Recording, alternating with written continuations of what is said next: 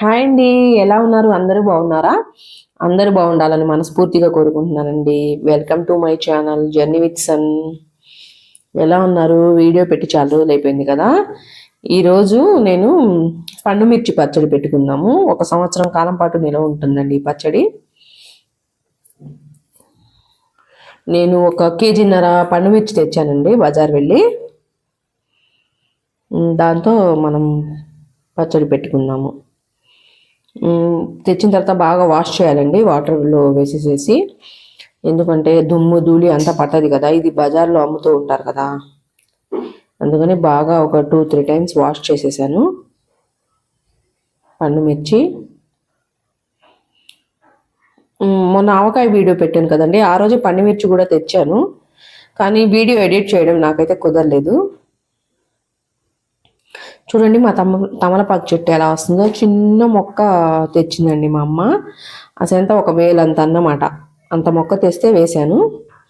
అది చిన్నగా ఎంత పెరిగిందో.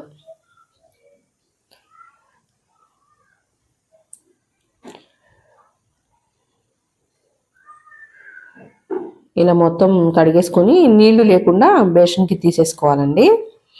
ఇది ఒక 15 నిమిషాలు అలా ఆరబెట్టేశాను ఫ్యాన్ కింద. 15-20 నిమిషాలు ఆరితే చాలండి. ఆ నీరు లేకుండా తుడిచేసేసి ఒక కాటన్ క్లాత్లో వేసేసి పెట్టేశాను అన్నమాట.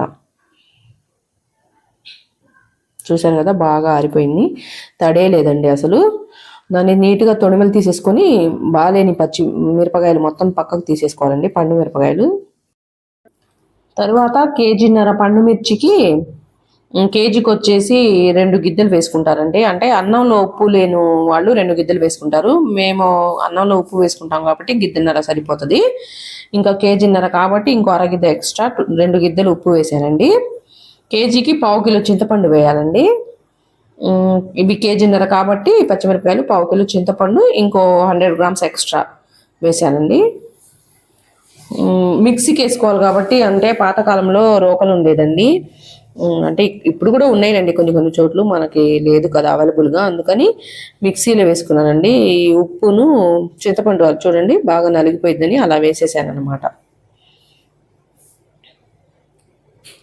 నలిగిపోయిందండి బాగా చింతపండు. తర్వాత వేసేసుకొని ఇది కొంచెం ఎక్కువ నలగకుండా కచ్చా పచ్చాగా మిక్సీకి వేసుకోవాలండి. కొన్ని పచ్చిమిరపకాయలు అలా చూసారు కదా పేస్ట్, అలా వేసేసుకోవాలన్నమాట. అది ఉప్పును చింతపండు మిశ్రమం అందులో వేసేసాను. తర్వాత ఇంకొన్ని పచ్చిమిరపకాయల్లో ఈ మామిడి అల్లం అండి, ఒక 100 గ్రాముల అల్లం అన్నమాట. ఇది చిన్నగా కట్ చేసేసుకొని సన్నగా ఆ పచ్చిమిర్చితో గ్రైండ్ చేసుకోవాలి. ఇది కూడా కచ్చా పచ్చగా. కొన్ని చిన్నులపాయలు కూడా వేసేసానండి అందులోనే. చూసారు కదా, 1.5 కిలో పచ్చడి అంత అయింది. ఇది మొత్తం కలిపేసుకొని పెట్టేసుకోవాలి. అసలు అప్పుడు కలుపుతుండే స్మెల్ వస్తుందండి, అసలు ఎంత మంచి స్మెల్ వస్తుందో. నాకు ఎర్రగారం పచ్చడిను మామిడికాయ పచ్చడి అంటే చాలా ఇష్టం, అందుకని అవి 2 పెట్టేశాను అన్నమాట. ఇందులో ఇప్పుడు ఆముదం కలుపుకుందాము.